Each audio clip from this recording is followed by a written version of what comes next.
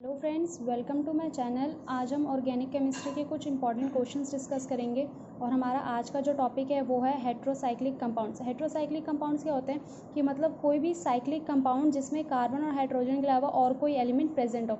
हम एग्जांपल लेते हैं, जैसे कि हमारा ये है फ्यूरेन।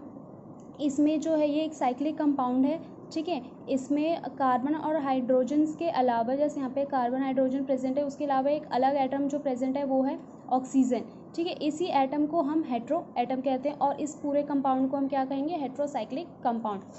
तो आज हम इसके कुछ इंपॉर्टेंट क्वेश्चंस डिस्कस करेंगे, जिसमें से हमारा जो फर्स्ट क्वेश्चन है वो ये है कि पायरोल, फ्यूरेन एंड थायोफीन जो है ये 5 मेंबर्ड रिंग है associated with dash hetero atom. यानी जो हमारे हाइड्रोसाइक्लिक कंपाउंड्स है विद 5 मेंबर्ड रिंग, इनमें ये कितने हेट्रो एटम्स कंस्टिट्यूट करते हैं। तो मैंने अभी बताया था कि फ्यूरेन का जो स्ट्रक्चर होता है वो ये होता है, इसमें एक हेट्रो एटम प्रेजेंट होता है। सिमिलरली अगर मैं पायरोल की बात करूँ तो पायरोल में भी जो एक ही हेट्रो एटम प्रेजेंट होता है, ठीक है, same as that of thiophene, ठीक है। तो इसमें हेट्रो एटम्स तीनों में कितने प्रेजेंट है, एक, तो इसलिए हमारा आंसर क्या हो जाएगा, 1 हेट्रो एटम।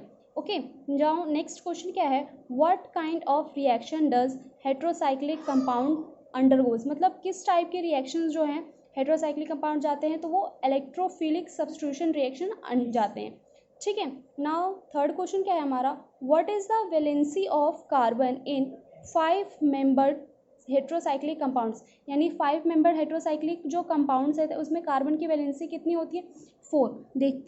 देखिए ये हमारा हेट्रोसाइक्लिक कंपाउंड है, ठीक है। मैंने थायोफीन लिया है, इसमें एक कार्बन यहाँ पे, एक कार्बन यहाँ पे, एक कार्बन यहाँ पे, एक कार्बन यहाँ पे। अगर हम काउंटिंग करें तो 1 2 3 4, टोटल नंबर ऑफ कार्बन के एटम्स कितने हैं, 4। इसलिए जो वैलेंसी होगी कार्बन की कितनी होगी, 4। हमारा फोर्थ क्वेश्चन क्या कह रहा है, arrange the given compounds in increasing order of aromaticity. मतलब यहाँ पे आपको 4 कंपाउंड से रखे हैं, पायरोल, पिरिडीन, फ्यूरेन और थायोफीन। इनको हमें इंक्रीजिंग ऑर्डर ऑफ एरोमेटिसिटी में लगाना है। इससे पहले हम ये जान लेते हैं कि एरोमेटिसिटी की कंडीशंस क्या होती है। एरोमेटिसिटी की बेसिकली 4 कंडीशन होती हैं। पहला तो ये कि कंपाउंड जो हो साइक्लिक होना चाहिए, मतलब उस हाइब्रिडाइजेशन sp2 होना चाहिए। सेकंड जो है कॉन्जुगेटेड डाइन्स प्रेजेंट होने चाहिए, ठीक है, कॉन्जुगेटेड डाइन्स होने चाहिए। थर्ड जो है वो हक्कल रूल को फॉलो करें, हक्कल रूल को ओबे करना चाहिए। ओके, हक्कल रूल क्या होता है, 4n+2 पाई इलेक्ट्रॉन्स, ये हक्कल रूल होता है।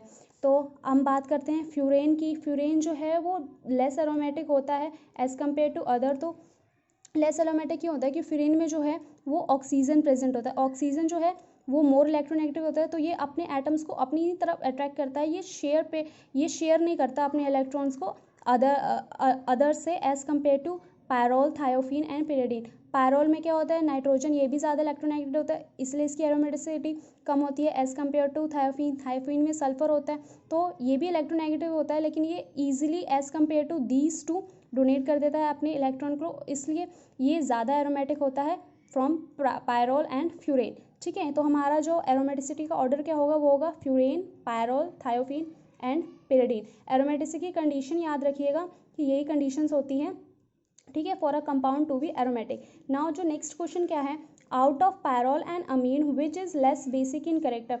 बेसिसिटी कैसे डिपेंड करती है कि वो अपने इलेक्ट्रॉन्स को शेयर करे अदर्स के साथ, ठीक है। ये हमें बेसिसिटी की बेसिक कंडीशन होती है। तो जो हमारा पायरोल होता है, पायरोल में जो नाइट्रोजन प्रेजेंट होता है, इसके पास कोई भी अनशेयर्ड पेयर ऑफ इलेक्ट्रॉन नहीं होता, ताकि ये किसी और से अपना बॉन्ड बना सके, इसलिए ये लेस बेसिक इन करेक्टर होता है। नाउ आगे क्वेश्चन क्या है, कंप्लीट द फॉलोइंग रिएक्शंस। आपको ये रिएक्शन दे रखी है, ये दे रखा है फरफ्यूरल को हम ऑक्सीडाइज करते हैं तो हमें क्या मिलेगा, फिर जो प्रोडक्ट बनेगा उसको हम हीट करेंगे तो क्या मिलेगा। तो हमने फरफ्यूरल को ऑक्सीडाइज किया, तो हमें पता है कि एल्डिहाइड को अगर हम ऑक्सीडाइज करते हैं तो हमें एसिड ही मिलता है। तो सिमिलरली एज यहाँ पे ये फरफ्यूरल था, ये एक एल्डिहाइड है, इसको हमने ऑक्सीडाइज किया तो हमें एसिड मिला, उस एसिड को हम क्या कहते हैं, फ्यूरोइक एसिड, जिसको हमने फर्दर हीट किया तो हमें फ्यूरेन मिल गया, ठीक है। और सेकेंड रिएक्शन क्या बोल रहा है कि फ्यूरेन को अगर हम अमोनिया के साथ रिएक्ट करवाते हैं in presence of aluminium oxide at 753 to 763 kelvin, तो हमें क्या मिलेगा। तो ये है हमारा फ्यूरेन। फ्यूरेन को हमने अमोनिया के साथ रिएक्ट करवाया in presence of aluminium oxide, ये हमें देगा पायरॉल। ठीक है, इसको हम कन्वर्जन रिएक्शन भी कह सकते हैं कि आप फ्यूरेन से कैसे पायरॉल बना सकते हैं। नाउ नेक्स्ट क्वेश्चन जो है वो है डाइल्स एल्डर रिएक्शन जो है अकर बिटवीन डैश। डाइल्स एल्डर एक नेम रिएक्शन है, ये किस किस के बीच में होता है, ये फ्यूरेन और मैलिक एनहाइड्राइड के बीच में होता है। नेक्स्ट क्वेश्चन है how would you prepare thiophene from acetylene.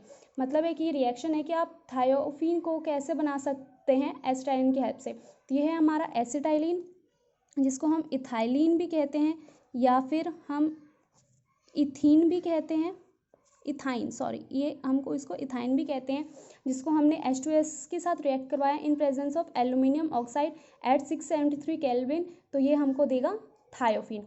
Now next question है what is the common name of benzopyrrole. Benzopyrrole का कॉमन नेम क्या है, तो बेंजोपायरोल का कॉमन नेम है indole. Okay, now which compound is present in alkaloids like nicotine and पिपरीन।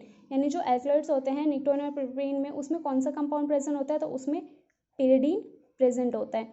ये हमारा first part था हेट्रोसाइक्लिक कंपाउंड्स का। सेकेंड पार्ट जल्दी लेकर आऊँगी। बाकी आई होप आपको पसंद आया हो। Thank you.